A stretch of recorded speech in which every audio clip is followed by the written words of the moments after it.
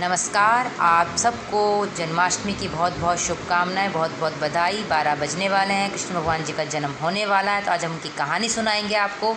विष्णु भगवान जी का अवतार माने जाते थे कृष्ण भगवान। विष्णु भगवान बहुत ही परेशान थे क्योंकि लोग उनके पास आकर देवी देवता नारद जी अपनी परेशानियाँ बताते थे कि धरती पर कंस नाम का एक प्राणी है, उसका पाप बढ़ता जा रहा है।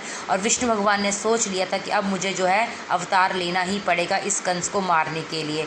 कंस बहुत ही अत्याचारी दुर्लभी इंसान था, लालची था। अपने पिताजी को भी जो है उसने जेल में कैद करके रखा था। अपनी बहन को भी उसने परेशान किया। जब उसकी शादी करवाई उसने, तब उसने आकाशवाणी सुनी और उसमें कहा कि देवकी और वासुदेव की जो 8वीं संतान होगी वो तेरा हत्या करेगी, वो तेरे पाप का घड़ा भर चुका है। तभी उन्होंने तलवार निकाली और अपनी बहन को मारने की कोशिश की। उस समय उनके जो पति थे देवकी के, वासुदेव, उन्होंने समझाया कि आप हमें कैद कर लो पर मेरी पत्नी को मारो मत। उन्होंने उसको जेल में कैद कर लिया, कारागार में डाल दिया और जो भी बच्चा होता था वो वासुदेव जी उनको दे देते थे।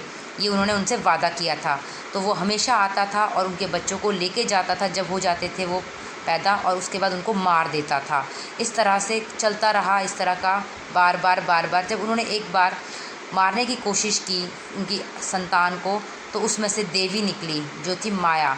उन्होंने कहा कि तुम्हारा जिसको तुम मारना चाहते हो वो तो जन्म ले चुका है, क्योंकि कृष्ण भगवान जो है वो तो जन्म ले चुके थे। और उन्होंने अपना रूप जो है देवकी को और वासुदेव को दिखा दिया था पैदा होते ही कि भाई मैं जन्म ले चुका हूँ, तुम मुझे छोड़ कर आओ गोकुल।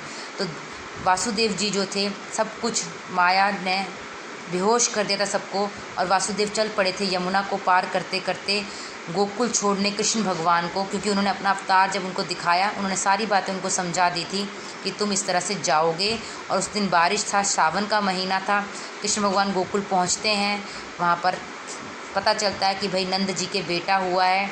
तो वो बड़े होते हैं कुछ और खेलते रहते हैं अपने आप बच्चों के साथ, अपने दोस्तों के साथ, और इस तरह से उनका शुरुआती जीवन खुशी खुशी बीत रहा होता है।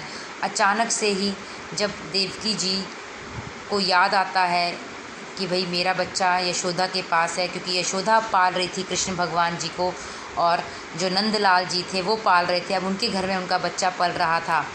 तो उधर परेशानी थी कंस को, क्योंकि कंस को पता था कि वो बच्चा जन्म ले चुका है, क्योंकि माया ने उन्हें बोल दिया था। तो उन्होंने जो है पूतना को भेजा कि तुम उस बच्चे को ढूंढो जो कि सावन मास में पैदा हुआ है। तो वो सारे जितने भी सावन मास में बच्चे होते हैं उनको ढूंढती है, और पर होता क्या है कि पूतना को ही कृष्ण भगवान मार देते हैं। और सब कृष्ण भगवान को, छोटे से कृष्ण भगवान को माला पहनाते, उनकी पूजा करते कि इन्होंने पूतना को मार दिया, ऐसी बड़ी राक्षसनी को मार दिया।